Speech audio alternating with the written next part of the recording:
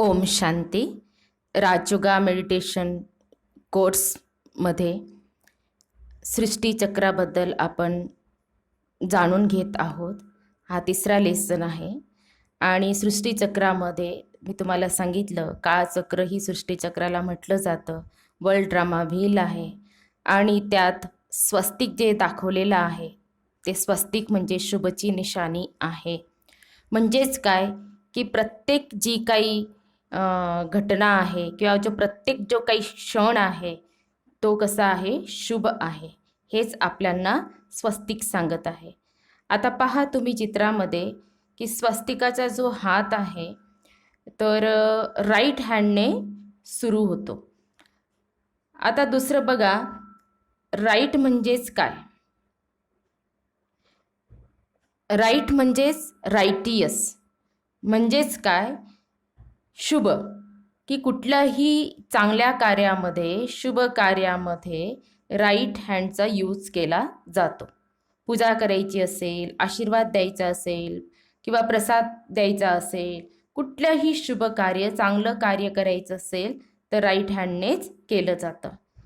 तर स्वास्तिकाची जी सुरुवात आहे ती सुद्धा राईट हँडनेच झालेली आहे. बघा, चित्रामध्ये तुम्हाला दिसतच असणार.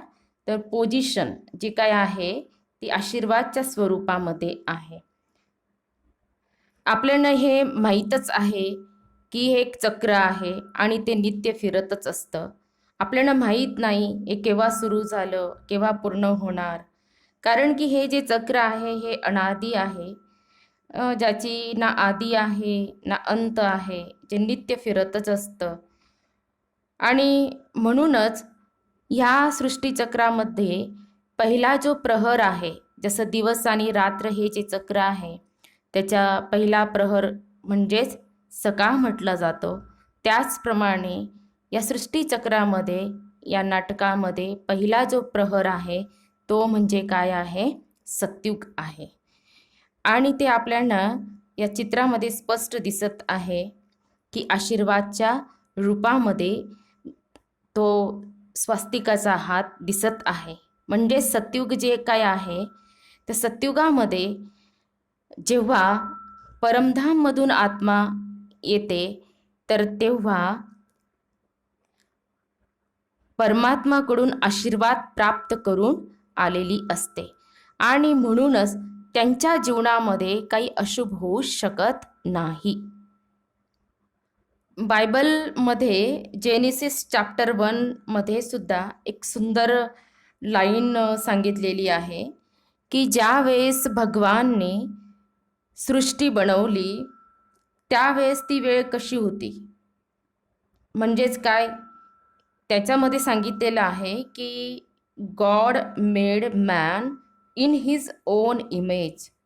भगवान ने मनुष्य को अपने स्वरूप में बनाया था. आणि म्हणूनच त्यांना म्हटलं जायचं God goddess. God goddess many but God is one. भगवान भगवतिया अनेक है लेकिन भगवान एक है. भगवान भगवती अनेक है अर्थात उसकी जो फर्स्ट क्रिएशन थी भगवान भगवती के रूप में थी, असं त्यात सांगितलेलं आहे.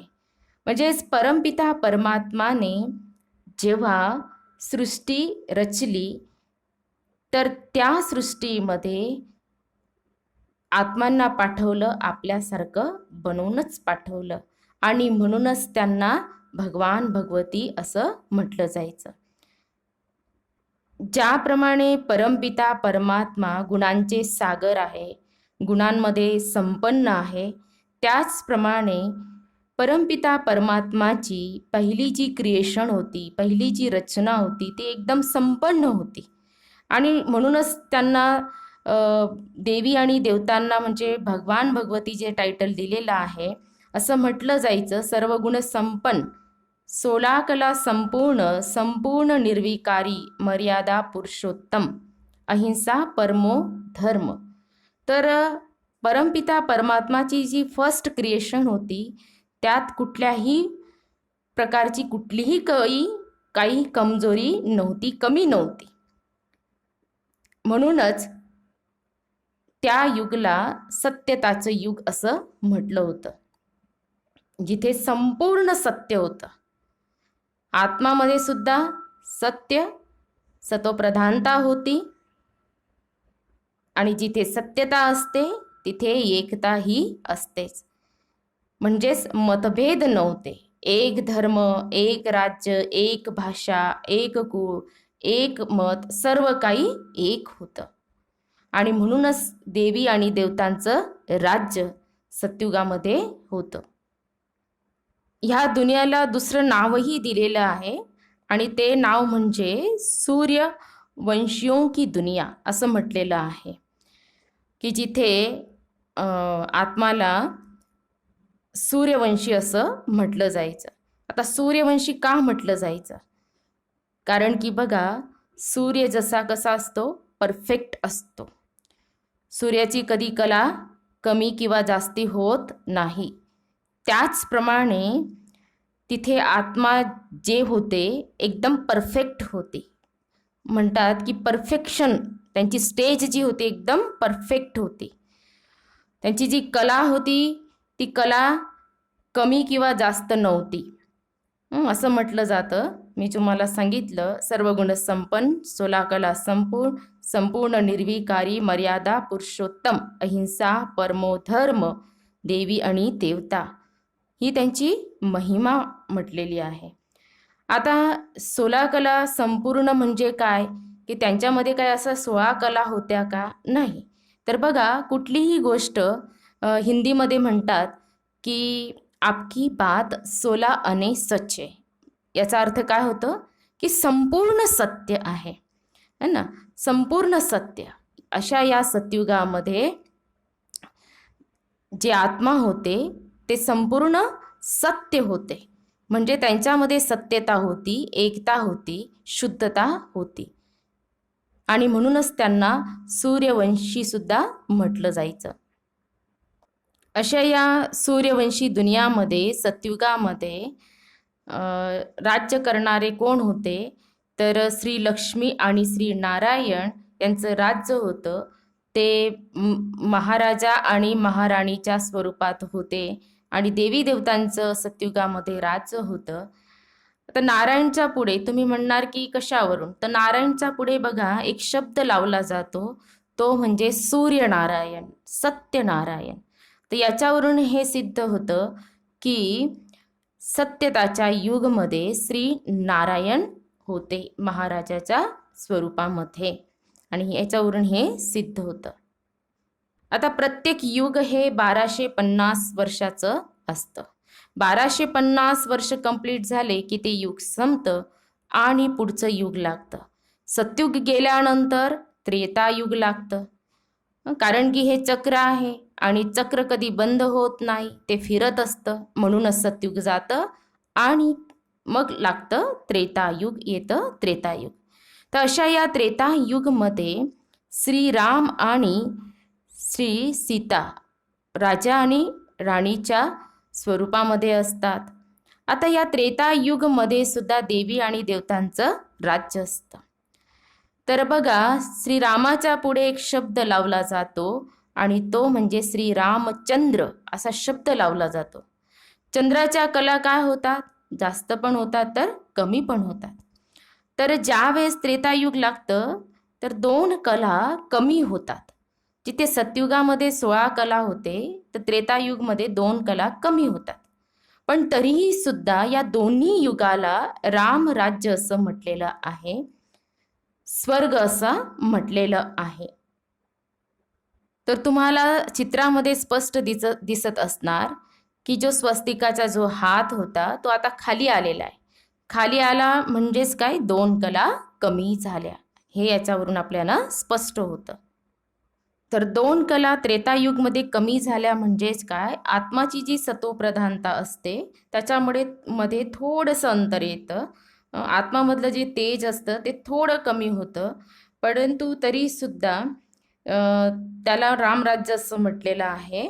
आणि या युगामध्ये चंद्रवंशी असतात. जसं सतयुगामध्ये सूर्यवंश असतो, तसं त्रेतायुगमध्ये चंद्रवंशी असतात. तर चंद्राची तर कला कशा होतात, कमी आणि जास्त होतात, हे आपल्याला माहितीच आहे. आता बघा, जो हात स्वस्तिकाचा दाखवलेला आहे सत्युग आणि त्रेतायुगमध्ये, तर देवी देवतांना नेहमीच कसं दाखवतात, देणारे. त्यांचे हात कसे दाखवतात, देण्याच्या पोझिशनमध्येच दाखवतात. तर इथे म्हणून म्हटलेलं आहे की देवी देवता हमेशा देणे वाले होते. तर सत्युग आणि त्रेतायुगमध्ये दाखवलेलं आहे की देणारे. आता तुम्ही विचार करत असणार की सत्युगामध्ये जे परफेक्ट असतात देवी देवता, त्यांचे कर्म चांगले असतात, आणि मग त्रेतायुगमध्ये 2 कला का कमी झाल्या, तसेच परफेक्ट का नाही राहिले? तर बघा, सृष्टीचा नियम जसं म्हटलेला आहे ना, निसर्गाचा नियम काय आहे, जसं एक परिवर्तन हा सृष्टीचा नियम आहे, त्याचप्रमाणे कुठलीही वस्तू घ्या, तुम्ही तिला वापरू नका, आणून ठेवली आणि तिला तशीच ठेवली तरीसुद्धा कोणी मग विचारलं की कधी घेतली, तर आपण काय म्हणतो, हां हां ह्या वर्षामध्ये ही वस्तू घेतली होती. म्हणजे ती काय झाली, त्याची थोडी व्हॅल्यू काय होते, कमी होते, है ना, ती तशीच राहत नाही. त्याचप्रमाणे सत्युगमध्ये जी परफेक्शन होती ती परफेक्शन त्रेतायुगमध्ये राहत नाही. कारण की काय होतं आहे, आत्मा शरीर सोडते, शरीर धारण करते, म्हणजेच ती यूज होत आहे, आणि त्यामुळे काय होतात, तिच्या त्या 2 कला आहेत त्या कमी होतात. पण तरीही सुद्धा या दोन्ही युगाला रामराज्य असं म्हटलेलं आहे. आणि आपल्याला माहितीच आहे की महात्मा गांधीजींनी खूप प्रयत्न केले रामराज्य आणण्यासाठी, परंतु हे जे कार्य आहे रामराज्य आणणं ह्या सृष्टीवर, ते शक्ती म्हणजेच परमपिता परमात्माचंच हे कार्य आहे. आणि म्हणूनच आता पुन्हा परमपिता परमात्मा म्हणजे शिवबाबा प्रजापिता ब्रह्मा बाबाद्वारे जे ज्ञान दिलं, आणि ते ज्ञान ब्रह्माकुमार आणि ब्रह्माकुमारी यांनी घेतलं, आणि त्यांच्याद्वारे पुन्हा या सृष्टीवर रामराज्य आणण्याचा प्रयत्न सुरू आहे. रामराज्य आणण्याचं प्रॅक्टिकलमध्ये सुरू आहे. आता सत्युग आणि त्रेतायुग, प्रत्येक युग हे 1250 वर्षाचं आहे, हे मी तुम्हाला सांगितलं. मग 1250 वर्ष कंप्लीट झाले, त्रेतायुगही संपतं, आणि येणारं जे युग आहे ते म्हणजे द्वापर युग. आता बघा, स्वस्तिकाचा जो हात आहे विरुद्ध दिशेला आहे, आणि तो दिसतोय आपल्याला मागण्याच्या स्वरूपामध्ये दिसतोय. तर ज्यावेळेस द्वापर युग लागतं, आता जिथे एक धर्म एक राज्य एक भाषा सत्युगामध्ये होतं, तर एक धर्म एक राज्य एक भाषा काही राहत नाही. द्वापर म्हणजे द्वापर युगपासून 2 पूर सुरुवात होते, म्हणजे अनेकताला सुरुवात. जिथे एकता होती आता अनेकताला सुरुवात. अनेकताला सुरुवात झाली म्हणजे मतभेद सुरुवात होते, आणि इथूनच दुःख अशांतीला सुरुवात झालेली असते. द्वापर युगपासून इथून स्टार्टिंग आहे. इथे अति नाही आहे, परंतु इथून काय आहे, स्टार्टिंग आहे. आणि दुःख अशांतीला सुरुवात झाल्यामुळे मनुष्य आत्मा परमपिता परमात्मा परमेश्वराला भगवानला बोलवायला सुरुवात करते, हे प्रभू, है ना, आओ इस सृष्टी पर आओ, हे पतित पावन आओ, आकर के हमें पावन बनाओ, है ना, बरंच काही गायलं. परंतु परमपिता परमात्माची येण्याची जी वेळ आहे, आणि ती वेळ आहे एकदम फिक्स. ती कुठली वेळ आहे, ती म्हणजे यदा यदा ही धर्मस्य ग्लानिर्भवती भारत.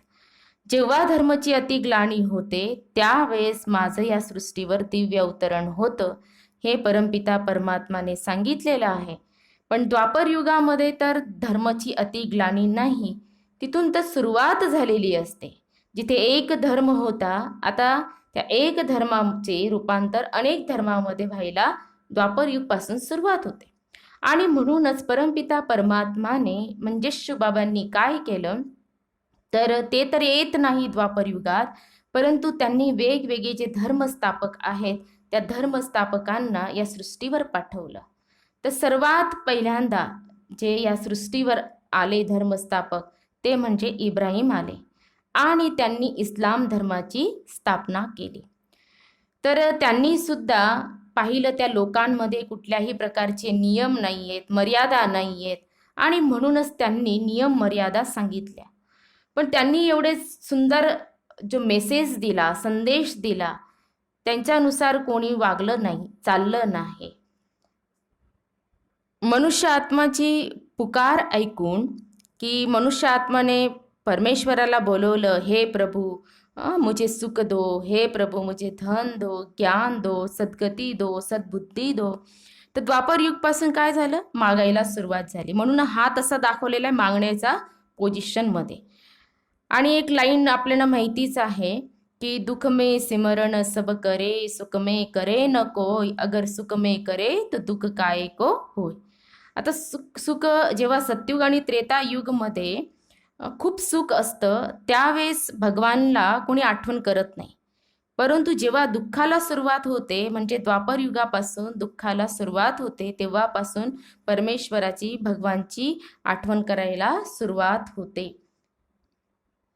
तर परमपिता परमात्माने धर्मपितांना पाठवले आणि जे धर्मपिता आले त्यांनी हेच सांगितलं की आम्ही सगळे कोण आहोत, मेसेंजर आहोत, पैगंबर आहोत. आम्ही काही भगवान गॉड नाही आहोत. आम्ही फक्त तुम्हाला मेसेज देत आहोत. आणि जेव्हा सगळ्यात पहिले धर्मपिता जे आले, इब्राहिम आले आणि त्यांनी इस्लाम धर्माची स्थापना केली, तर त्यांनी जे सिद्धांत सांगितले, कारण की तिथल्या लोकांमध्ये लढाई करणं, भांडणं करणं है ना, बरेच काही अशा गोष्टी पाहिल्या आणि त्यांनी ते नियम सांगितले. परंतु त्यांनी जे काही सांगितलं त्यांना कोणी समजून घेतलं नाही आणि त्यांच्या नियमानुसार कोणी चाललं नाही. मग दुसरे जे धर्मपिता जे आलेत ते म्हणजे महात्मा बुद्ध आलेत आणि त्यांनी सुद्धा खूप सुंदर पूर्ण जगाला मेसेज दिला. त्यांनी सांगितलं, कर्म ही धर्म है, दया ही धर्म है, अहिंसा परमो धर्म. आज आपण बघतो जिथे जिथे त्यांच्या प्रतिमा आहेत, आज सर्वात जास्त भ्रष्टाचार त्याच देशामध्ये किंवा त्या राज्यामध्ये होतो. तर महात्मा बुद्धांनी खूप सुंदर जो मेसेज दिला, परंतु त्या मेसेजनुसार, त्या संदेशनुसार सुद्धा लोक चालले नाही, वागले नाही. भारतामध्ये बिहारमध्ये गया येथे त्यांचं दाखवलेलं आहे, जी त्यांची जन्मभूमी, जिथून त्यांना ज्ञान प्राप्त झालं ते बिहार राज्यामधील गया हे स्थान. आणि सर्वात जास्त जो भ्रष्टाचार आहे आपण बघतो जापान, इंडोनेशिया, चीन आणि इथेही आपल्याला दिसतो. जिथे जिथे त्यांनी प्रचार प्रसार केला, आज सर्वात जास्त भ्रष्टाचार तिथेच आपल्याला दिसून येतो. तर त्यांनी जो इतका सुंदर मेसेज दिला जगाला, परंतु त्यांच्या मेसेजला सुद्धा कोणी समजू शकलं नाही. तिसरे जे धर्मपिता आले ते म्हणजे ख्राइस्ट आणि त्यांनी ख्रिश्चन धर्माची स्थापना केली. त्यांनी हेच सांगितलं की I am the son of the God, मी त्यांचा मुलगा आहे, मी गॉड नाही. ना प्रत्येक जण जे आलं त्यांनी हेच सांगितलं. आणि त्यांनी सुद्धा जगाला दोन खूप सुंदर मेसेज दिले. त्यांनी सांगितलं truth is God, love is God, हे त्यांनी संदेश दिला. परंतु आपण पाहतो की जिथे जिथे त्यांनी हे सांगितलं तर त्यांना काय केलं होतं, तिथल्या लोकांमध्ये सत्यता नव्हती, प्रेम नव्हतं, आपसामध्ये एवढी नफरत होती. आणि एवढी नफरत असल्यामुळेच त्यांना जिवंतपणे त्यांनी काय केलं होतं, खिळे ठोकले होते. तर हे आपल्याला दिसून येतं. तर त्यांची एवढी सुंदर शिक्षा त्यांनी दिली, परंतु त्या सुंदर शिक्षाला सुद्धा कोणी त्यांचं अनुकरण केलं नाही, वागलं नाही. उलटच त्यांना काय केलं, जिवंतपणे त्यांना काय केलं, क्रॉसवर चढवलं. म्हणजेच काय, याच्यावरून आपल्याला दिसून येतं की त्या लोकांमध्ये केवढी नफरत होती, एवढी नफरत की जे जिवंत होते त्यांना जिवंतपणीच काय केलं होतं, क्रॉसवर चढवून दिलं होतं. आणि त्यांच्यामध्ये खोटं बोलण्याची सवय होती ना, त्याला म्हणतात सफेद झूठ. असं खोटं बोलतात की कोणाला कळणारच नाही की हे खोटं बोलतात. आणि म्हणूनच ही सुंदर दोन जे शिक्षा आहेत त्यांनी दिल्या की सत्य ही ईश्वर है, प्रेम ही ईश्वर है. आज आपण पाहतो की संपूर्ण मनुष्य जातीला नष्ट करणारे जे मिसाईल्स आहे, बॉम्ब्स आहेत, हे कुठे बनवले जात आहेत हे आपल्याला माहितीच आहे. आणि अ, भारत आणि पाकिस्तान यांच्यामध्ये जी नफरत आहे, तर ही नफरत कुणामुळे आहे? ब्रिटिशांमुळे. आणि म्हणूनच सांगितलं की क्राइस्ट आले आणि त्यांनी एवढा सुंदर मेसेज दिला, परंतु त्यांच्या मेसेजनुसार कोणी वागलंच नाही, चाललंच नाही. जर का हे जे धर्मपिता आले आणि त्यांच्या मेसेजनुसार सर्व काही वागले असते, चालले असते, तर कलियुगामध्ये आज एवढं अति झालंच नसतं. आता प्रत्येक युग हे 1250 वर्षाचं आहे. द्वापर युग सुद्धा बदलतं. द्वापर युग जातं आणि कलियुग येतं. 1250 वर्ष कंप्लीट झाले, कलियुग येतं. आता स्वस्तिकाचा हात बघा वरती दाखवलेला आहे आणि तो म्हणजे एक प्रकारे आपण असं समजू शकतो की मारणं. कलियुगामध्ये काय करतात? मारतात. कसं मारतात? कोणी मनाने मारतं, कोणी हाताने मारतं. एकमेकांबद्दल ईर्ष्या, द्वेष, नफरत, घृणा, बदला घेण्याची भावना, नकारात्मकता, हे सर्व काय आहे? कुणाचं वाईट चितणं आहे ना, तर हे सर्व काय आहे? मारणंच झालं. कोणी शब्दांद्वारे मारतं, कोणी विचारांद्वारे मारतं. तर कलियुगामध्ये आज आपण हे दृश्य पाहत आहोत. म्हणूनच म्हटलंय की कलियुग म्हणजे काय? कलह क्लेशवाला युग. आज प्रत्येक घरामध्ये आपल्यांना कलह आणि क्लेश दिसून येतं.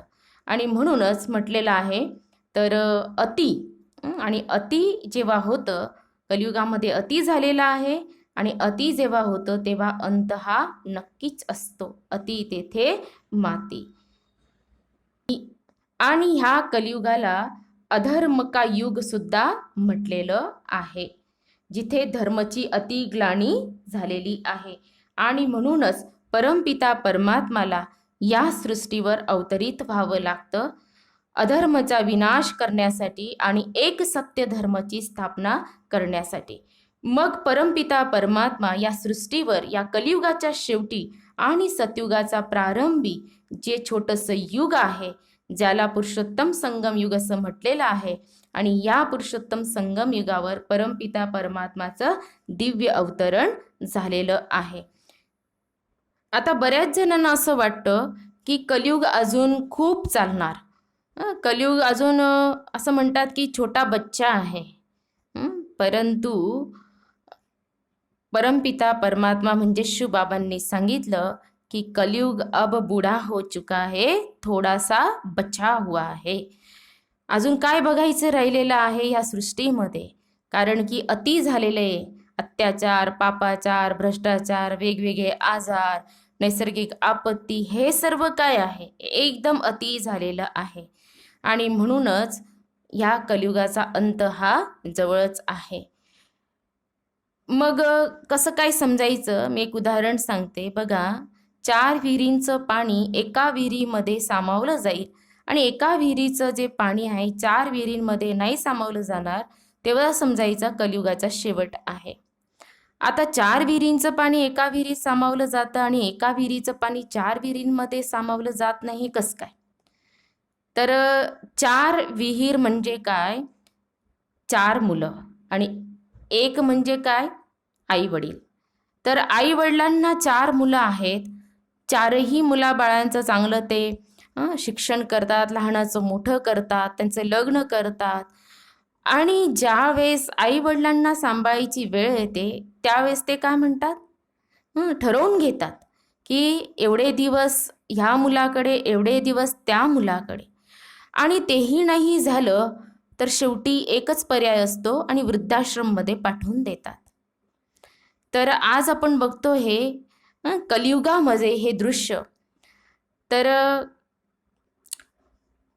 कलियुगाची ही शेवटची जी निशाणी सांगितली की कलियुग आता एकदम अंतिम टप्प्याला आलेला आहे.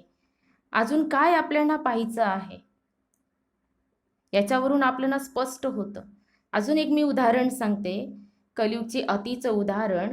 मदर टेरेसा आपल्याला माहितीच आहे की त्या मदर टेरेसा कसं काय बनल्या. तर त्या आधी तर सिस्टर होत्या, नर्स होत्या. एकदा त्या आपल्या फ्रेंड्ससोबत कलकत्त्याला मॉर्निंग वॉकला निघालेल्या होत्या आणि मॉर्निंग वॉक करत असताना त्यांना एक आवाज ऐकायला आली आणि ती एकदम दुःखाची आवाज होती, रडण्याची आवाज होते. आणि आवाज ऐकायला आल्याबरोबर तिकडे तिकडे पाहू लागल्या, परंतु त्यांना काही दिसत नव्हतं. आणि मग त्या आवाज ऐकत ऐकत एका डस्टबिनकडे त्या पोचल्या आणि त्या डस्टबिनमध्ये त्यांनी पाहिलं तर तिथे एक म्हातारे व्यक्ती त्या डस्टबिनमध्ये होते. तर आपल्याला माहिती आहे की मोठमोठे डस्टबिन असतात. तर त्याच्यामधून त्या म्हाताऱ्या व्यक्तीला त्यांनी बाहेर काढलं आणि त्यांना विचारलं की तुम्हाला या डस्टबिनमध्ये कोणी टाकलं आणि का टाकलं.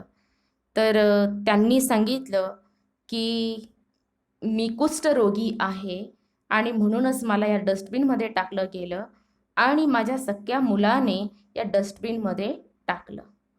हे ऐकूनच मदर टेरेसाला रडायला आलं आणि त्या क्षणी त्यांनी ठरवलं की आजपासून मी हे ठरवते की मला कुष्ठरोगींची काय करायची आहे, सेवा करायची आहे. आता ते म्हातारे व्यक्ती तर काही वाचले नाही, कारण की रात्रभर त्या डस्टबिनमध्ये होते. तिथे उंदरांनी त्यांच्या शरीराला कुरतडून काढलेलं होतं. परंतु जाताना एक दिवस ते तिथे होते आणि जाताना ते म्हटले की आत्तापर्यंत माझं जे जीवन आहे ते दुःखात गेलं, परंतु मी जात आहे तर एकदम सुखात जात आहे, असं ते म्हटले होते. मग अजून कलियुगाच्या अति काय पाहायचं आहे. आता त्याहूनही आपण अति पाहत आहोत आणि म्हणूनच आता कलियुग आता काही लहान मूल राहिलेलं नाही, परंतु कलियुग आता काय झालेलं आहे, एकदम म्हातारा झालेला आहे. म्हणजेच काय, अति शेवटच्या टप्प्याला कलियुग आता आलेला आहे. अचानक केव्हाही काही होऊ शकतं, है ना. आता बऱ्याच जणांना असं वाटत असेल की परमपिता परमात्मा म्हणजे शिवबाबांनी डेटसुद्धा सांगून दिलेली असेल की कधी कलियुग संपणार आणि सतयुग कधी येणार. विनाशाची तारीखसुद्धा सांगून दिलेली असेल, परंतु नाही, शिवबाबांनी विनाशाची तारीख सांगितलेली नाही. का नाही सांगितली. बघा, जर का आपल्याला कोणी येऊन सांगितलं की तुमच्या या या दिवशी मृत्यू होणार आहे, तर आपली अवस्था काय होणार. आपण काही करू शकणार, काय करणार. आणि जर का नाही झालं तर काय होणार. बरेच असे प्रश्न आहेत. आणि म्हणूनच शिवबाबांनी विनाशाची तारीख काही सांगितलेली नाही. जे काही होणार आहे ते अचानक होणार आहे. आणि या सृष्टीमधला तुम्ही विचार सोडा, परंतु आपण आपला स्वतःचा विचार करायला पाहिजे की मी काही गॅरंटी देऊ शकते का. हां, मी एवढे वर्ष जगणार आहे, निश्चितच मी जगणार आहे. कोणीच गॅरंटी देऊ शकत नाही. मी आज आहे, उद्या असणार किंवा नाही याची काही गॅरंटी नाही. आणि म्हणूनच आपण हेच विचार करायला पाहिजे की आत्ता जे काही क्षण मला मिळालेले आहेत त्या क्षणाचा मला सदुपयोग नक्की करायचा आहे. म्हणूनच सांगितलं की जे पास्ट होऊन गेलं ते पास्ट काय होतं, सपना होतं. आणि वर्तमान काय आहे, आपलं आहे. वर्तमान अपना और भविष्य तो क्या है, सपना आहे. आणि वर्तमानमध्ये मला काय करायचं आहे, माझं जे लाईफ आहे, माझं जे जीवन आहे ते श्रेष्ठ बनवायचं आहे. आणि त्यासाठी मला काय करायचं आहे, श्रेष्ठ कर्म करायचे आहे, कारण की तेच माझ्यासोबत जाणार आहे. आणि हेच संगम युगावर परमपिता परमात्मा शिवबाबांनी येऊन आपल्या सगळ्यांना संदेश दिला की आत्माचं तुम्ही काय करा, शुद्धीकरण करा. ज्याप्रमाणे धर्मस्थापक आले, धर्मस्थापकांनी वेगवेगळा संदेश दिला, परंतु त्यांच्या संदेशनुसार सुद्धा कोणी चाललं नाही, वागलं नाही. कलियुग आलं आणि आता ह्या कलियुगाच्या शेवटी आणि सतयुगाचा प्रारंभी म्हणजे या पुरुषोत्तम संगम युगावर शिवबाबा आपल्याला खूप सुंदर संदेश सांगत आहे. योगी बना, पवित्र बना, आत्माचं शुद्धीकरण करा. आणि आत्माचं शुद्धीकरण करण्यासाठी त्यांनी मंत्र दिला आणि तो म्हणजे मन मनाभव मामेकम याद करो, मन को मेरे में लगाओ, मुझ एक को याद करो. तर मन आणि बुद्धीने त्यांची आठवण करायची, म्हणजेच आपलं काय पाप नष्ट होतील. बऱ्याच जणांना असं वाटतं की गंगा नदीमध्ये स्नान केल्यानंतर आपले पाप कर्म नष्ट होतात, परंतु बघा, पाण्यामध्ये कितीही स्नान करा त्याच्याने आपले पाप काही नष्ट होणार नाही. कारण की जो मळ चढलेला आहे, जो लागलेला आहे, तो आत्मावर आहे, शरीरावर नाही. आणि म्हणूनच आत्मावर जो काही मळ पाप कर्माचा आहे तो नष्ट करण्यासाठी, तो भस्म करण्यासाठी एकच उपाय सांगितलेला आहे आणि तो म्हणजे परमपिता परमात्मा म्हणजे शिवबाबांची आठवण. आणि जेवढी जेवढी आपण त्यांची आठवण करणार तेवढे तेवढे आपले पाप कर्म काय होतील, नष्ट होतील आणि आत्मा काय बनणार, शुद्ध. आणि आत्मा शुद्ध बनली तेव्हाच ती आपल्या पवित्र धाममध्ये, परमधाममध्ये परत जाऊ शकते.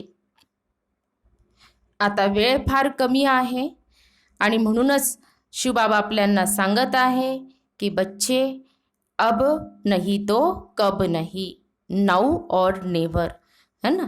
म्हणूनच जे काही करायचं आहे ते मला आत्ताच करायचं आहे, हीच ती वेळ आहे.